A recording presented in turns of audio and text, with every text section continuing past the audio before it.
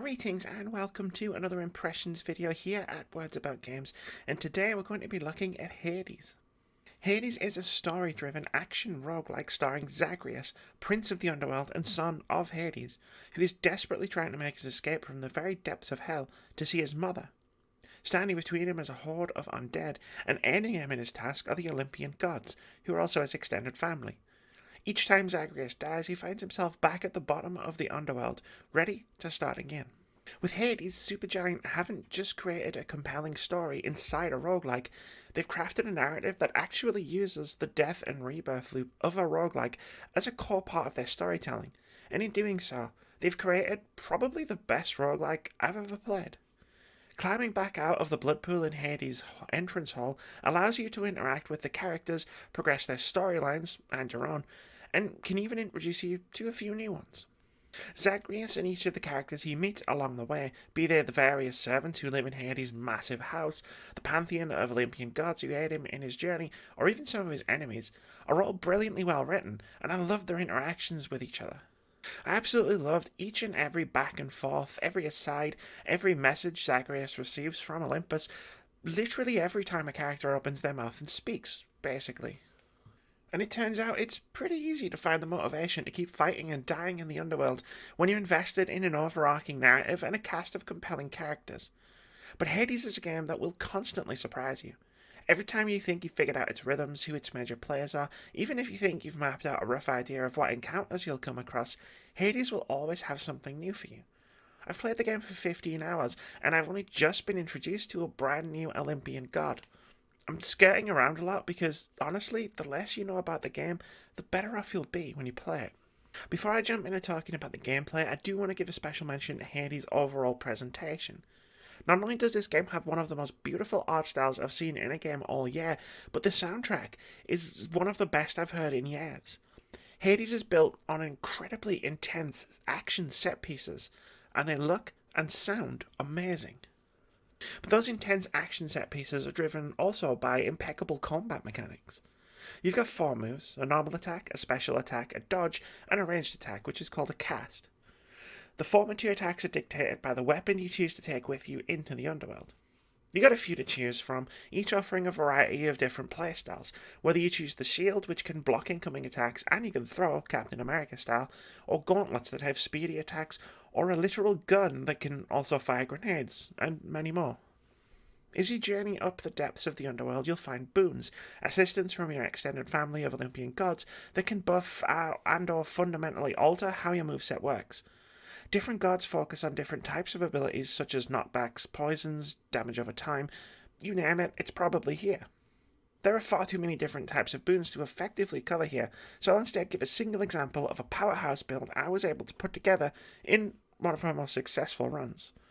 Using the gauntlets, which I had upgraded so their special attack drew enemies towards me so I could uppercut them, I managed to string together boons from Poseidon and Zeus, to the point where my special attack would draw an enemy in and uppercut them, which would trigger a blast of lightning, then a knockback, then a second blast of lightning. My dash would also knock back any nearby enemies, which would then also trigger a blast of lightning on each enemy knocked back.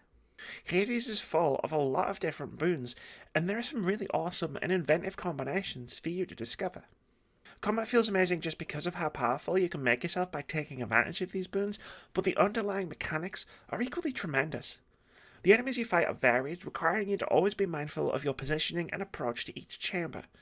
You're also able to use the environment to your advantage at all times. Slamming enemies into walls provides extra damage. Most chambers have pillars you can collapse on your foes' heads or explosive barrels you can lure them into.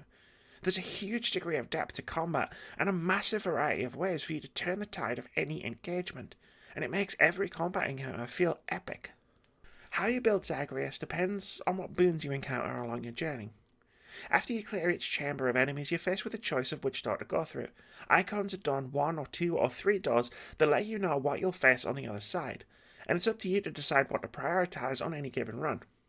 Aside from seeing the symbol of a specific god, which lets you know what types of boons are available on the other side, you'll also find upgrades for your attacks, a shop run by Sharon, or rooms where you can collect one of many currencies you can use to buy things to help you either in a specific run or take back to Hades with you and spend on more permanent upgrades. There are other types of chambers but it's best if you find those out for yourself. Once you eventually nigh and find yourself back home, you're given the opportunity to tip the odds a little more in your favour before heading back out. Darkness and special keys can be used to unlock and level up new abilities, such as extra starting health or skills like Death Defiance, which essentially gives you extra lives in each run.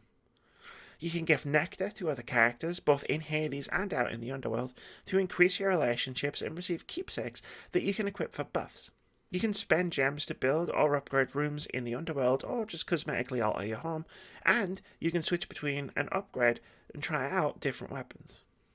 And if the game is kicking your butt a bit too hard, you can turn on God Mode in the options menu, a mode that makes the game just a little bit easier.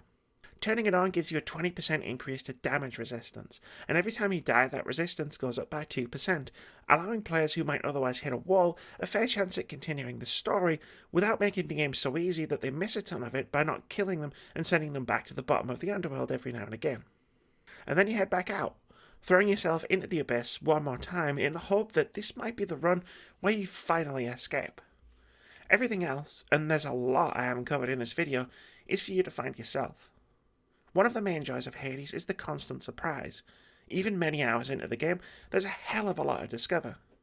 It's not just the exploration, however. Everything about Hades is a joy. From its intense combat encounters to its wonderful cast of characters, exceptional soundtrack, brilliantly designed progression systems, and evocative art.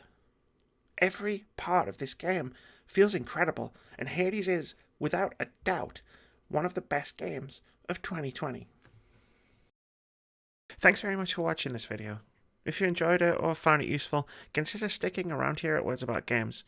Our content includes review impressions of games big and small, a weekly podcast dedicated to discussing the happenings in and around the games industry, weekly opinion videos, reactions, debate-driven top 5 and top 10 lists, a regular Hall of Fame series where we discuss our favourite games, and indie game spotlights. We also stream every Friday and Saturday at twitch.tv/wordsaboutgames. Most importantly, have a brilliant day.